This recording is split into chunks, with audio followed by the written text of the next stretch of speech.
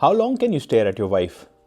This was one of the comments which jumped off from the post which I read, and these are actually from a statement made by the chairman of L&T.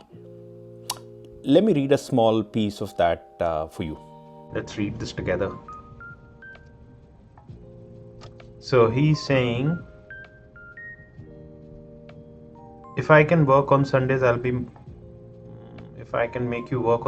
be more happy because I work on Sundays also. Okay, which makes sense. Again, if a senior leader says, you know what, I work 90 hours a week, good.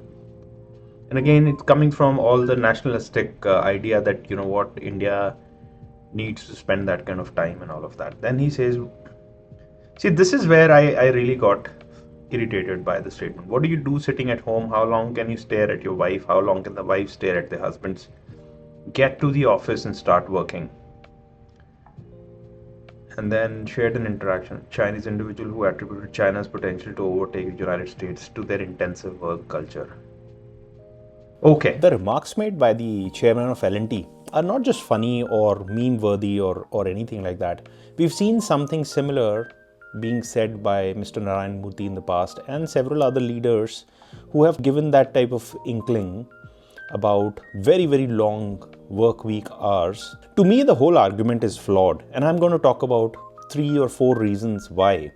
And you know what? Seeing the tone of the comment, I'm not going to even talk about mental health, family ties, family values, any of that, because obviously it doesn't feel like that is important to the person making these comments. Since I am from the technology background, I'm going to talk about e-services and technology space itself. So number one, if somebody starts working 90 hours a week, are you going to bill the customer based on 90 hours? Answer is no. I don't think there are very many professions or skills where people are just paying solely by the timesheets. Those things are in the past. Unless there is some technology stack which somebody is working on and they still submit timesheets, I cannot imagine today's knowledge worker actually working based on the timesheet hours and how many hours they're billing every week. Number two, because margins are shrinking for IT services companies, the data is already in the public. Is this type of a move going to allow for an individual to work for 2 different customers, bill both these customers and make more revenue for the company? I don't know. Maybe that's the reasoning behind it. Are they looking to pay the individual for 90 hours of work in a month? So basically about 400 hours. Are they looking to pay for 400 hours a month for an individual? No, absolutely not. I have not seen any mentions that what the younger generation should start working 70 hours a week, 90 hours a week because they can double their income through this manner. There is no talk of increments for these people or going into an hourly billing model for an individual to be paid. Last question, has anybody ever thought that, hey, you know what? Instead of billing 45 hours or 40 hours a week to a customer, why not we, for the next 10 years, we take a resolve that we take 25% of our hours, start really investing on the future, things we need in the future. For example, AI, deep research in AI, building bots and technology solutions in AI. Has anybody said that, you know what, it's okay to take less billing as an industry for next 5 years, 10 years, and rather invest on our sustainability and growth? I've not heard that as well. Everybody just talks about adding more and more, piling hours on each other, and as if that's the magic bullet. So essentially, I'm absolutely not clear what are they referring to when they say people should work 90 hours a week. Doing what?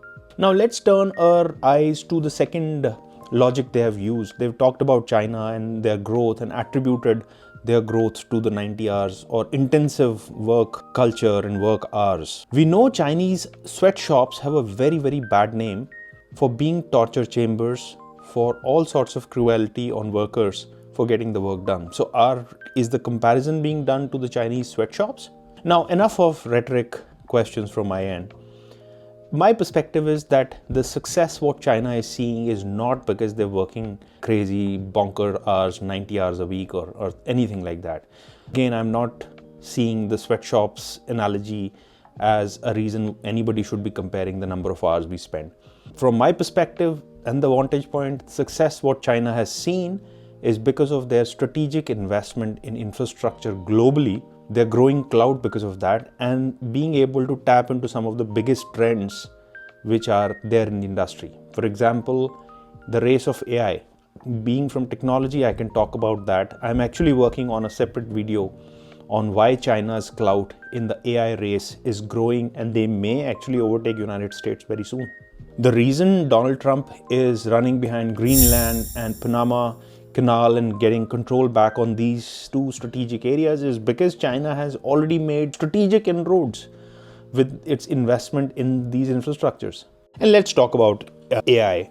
Biden administration actually tried putting a ban on from United States on China so that they actually acquire the hardware required to continue making progress in the AI space. What happened during that period before the ban actually went into place? Chinese companies went and bought a ton of hardware in huge bulk so that they can continue making progress. So again, a very timely strategic investment made by them. And today, DeepSeek version 3, which is their AI model, actually beating the models we are seeing coming out of United States. So that is the power of making strategic investments. Look, I'm not here to make fun of such remarks or just let them go as a meme. Rather say that this is a stark reality of us not realizing the reality and not paying attention to the reality. 2025 is already being termed as the year of agents. AI and artificial intelligence basically is taking over the world. It is becoming very clear that what type of job descriptions are going to exist tomorrow, what kind of roles are we going to be needing in the future, not very clear. So in essence, it's not how many hours people are working, but rather what they are working on and how smartly technology is being used to do that work. Today, using a bot, an individual, a smart guy can do something what 10 to 15 engineers could do yesterday. So I hope better sense prevails. We start thinking strategically as to what the outcomes we want and how do we achieve those outcomes by really making those investments. Otherwise, we can make these type of statements, put a lot of pressure on the younger generation, which is into the workforce, and we can screw them over by having them work very, very long hours, pay them absolutely nothing. Don't know if it's going to, establish the world leaders in anything, let alone, what effects it'll have on our mental health and life quality and all that. And lastly, on a note, everybody I see leaving a country like United States, Canada, Sweden is, by the way, in news a lot these days that Indians are returning from that. Everybody says that, I'm going back because the quality of life, the family ties, I have to take care of my family, I'm going to go back to the country. But on the other side, all these leaders, all they talk about is, come back and work 90 hours a week. It's ridiculous. I hope better sense prevails.